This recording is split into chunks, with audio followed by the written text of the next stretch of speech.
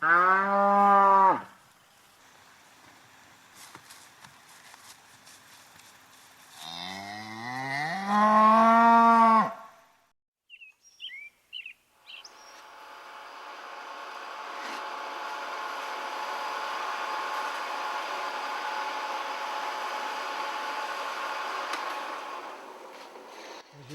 fais ce travail-là depuis pratiquement 27 ans, disons 25 ans en quantité normale.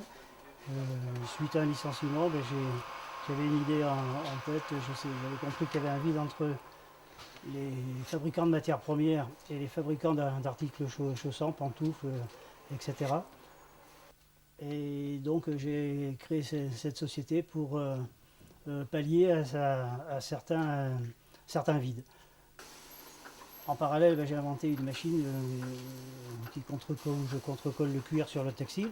Alors pourquoi cette machine? C'est parce que avant on coupait le cuir et selon la doublure qu'on devait mettre derrière, par exemple de la laine, il fallait en coller la laine soit au pinceau soit avec un pistolet et ensuite assembler les deux avant que ça aille en piqûre.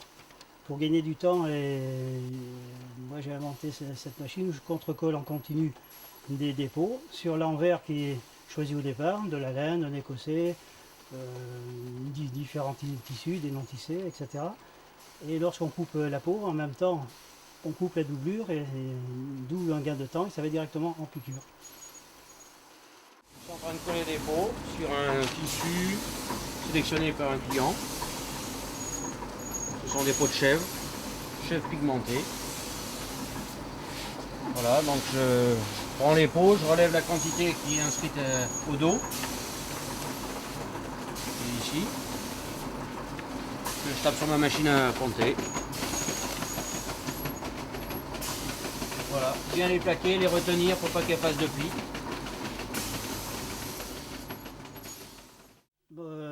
Les produits destinés aux fabricants de pantoufles, articles chaussants. Cette machine m'a permis de travailler sur toute la France à une certaine époque. Aujourd'hui, malheureusement, il y a encore du travail, mais c'est beaucoup plus local. Il y en a qui ont su résister. Et ce sont les fabricants d'articles chaussants, pantoufles des environs. À mesure que les clients ont vu mon produit et puis l'ont travaillé, j'ai eu comment dire, une époque où on arrivait à travailler, à faire même les 2,8. Combien on utilisait de peau par jour à ce moment-là, je ne sais plus trop, mais c'était quand même assez conséquent. Et malheureusement, après, à partir de 2000, bon, il y a beaucoup de clients qui ont disparu, qui ont délocalisé aussi, en délocalisant même la matière première, lorsqu'il a fallu revenir en arrière. Il y a, comme je disais, toujours qui ont résisté, qui sont toujours présents. Et on est avec eux, on leur fournit beaucoup de matières premières. Vous avez vu Bertrand, qui est mon employé depuis 21 ans, qui me pose les peaux sur le tissu qui est déterminé à l'avance par rapport aux collections qui avaient été faites bien avant. Et après, vous m'avez vu donc découper ces peaux derrière la machine, et sont prêtes à l'emploi après, sont mis sur une palette et envoyées à un client. Notamment ce client qui travaille la chèvre pour faire des petits chaussons layettes, de 0 à 2 ans, disons. Et voilà. Mon métier, mine de rien, qui est situé à la campagne, suit de très près la mode, puisqu'il faut quand même faire 2 collections par saison, une collection hiver et une collection été. Donc avant de préparer les collections, je vais, si je peux parler d'un terme comme ça, fouiner dans certains pays, aller faire des différents salons de mode, voir quelles sont les matières qui peuvent être adaptées au milieu du chausson. Il faut savoir que je travaille à peu près à 1 an à l'avance. Actuellement, je suis en train de préparer la collection hiver 2014-2015 au niveau des matières premières, et je vais présenter à mes clients dans une quinzaine de jours. Il y a 2 collections, une collection hiver, comme je vous disais, avec des croûtes comme celle-ci, ou de velours, beige, marron, qui vont être contrecollées soit sur de la laine ou d'autres tissus. Ça, c'est pour la version hivernale. Et au-dessus, une croûte, on appelle ça un coloris chrome ou gris, qui va aller plus pour l'été, pour les premières de montage, on appelle ça pour faire des articles chaussants pour aller à l'extérieur quand même. Alors sur les collections hiver et été, ben, je propose par rapport à des catalogues qui sont en cours de...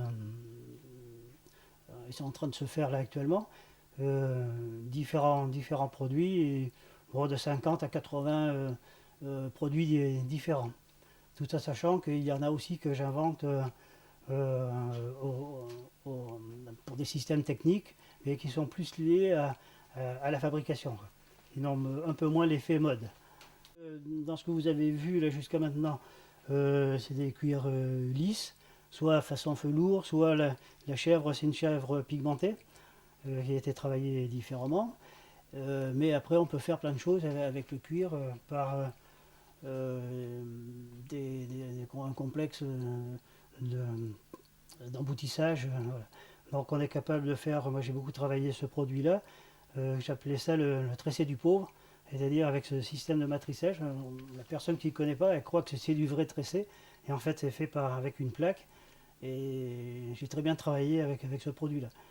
On peut faire un grain autruche, grain croco, je vais vous montrer des échantillons tout à l'heure, et il faut vraiment être connaisseur après pour savoir si quand on regarde que des morceaux, si c'est un vrai ou un faux. Voilà, ça c'est fait sur des bases vachettes, hein.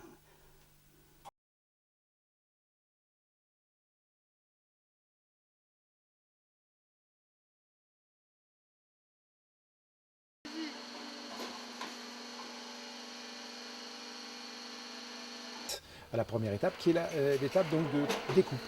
Avec l'emporte-pièce, on va découper toutes les pièces constituant le futur chausson. On va faire le pulse, on va constituer le pulse. Deuxième étape, on va réunir ces éléments sous forme de couture, de piqûre, donc à l'atelier de piqûre. On va assembler et coudre toutes ces pièces-là. Dernière étape, on va souder avec une presse injectée, en l'utilisant, pardon, cette tige qu'on appelle l'extérieur à une semelle, qui est une semelle en PVC. Et puis pour finir, on va, c'est le terme d'ailleurs, c'est la finition, on va contrôler, on va ébavurer, on va étiqueter, on va conditionner ces produits en vue de les expédier, bien sûr.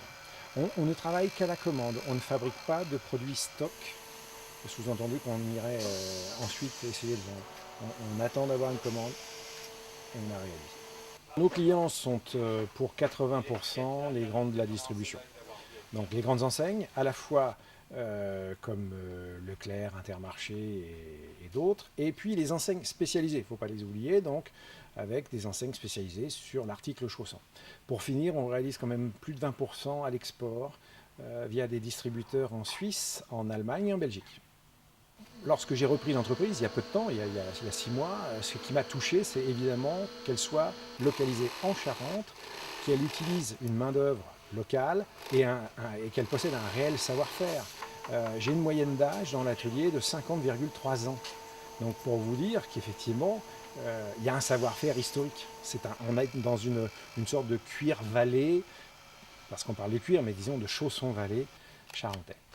Et donc ça m'a touché et ça fait partie de mes objectifs principaux de maintenir ce savoir-faire et d'intéresser à moi de jeunes talents, parce qu'il ne faut pas ignorer que ces personnes partiront tôt ou tard en retraite et que je dois dès aujourd'hui envisager leur remplacement.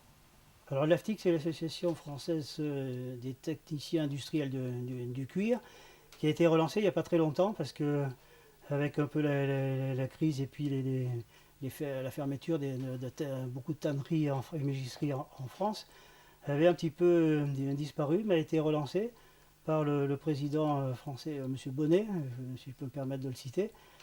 Et tous les ans, il y a un voyage d'études à différents endroits dans le monde entier pour réfléchir un petit peu à ce qu'il faut faire, pas faire, voir ce que font un petit peu les autres, s'ils veulent nous montrer, et à une coordination. Cette année, on va avoir un voyage très important parce qu'il va y avoir le forum du cuir international à Canton. Et c'est prévu au mois de novembre, donc je ferai partie de la délégation française en Chine.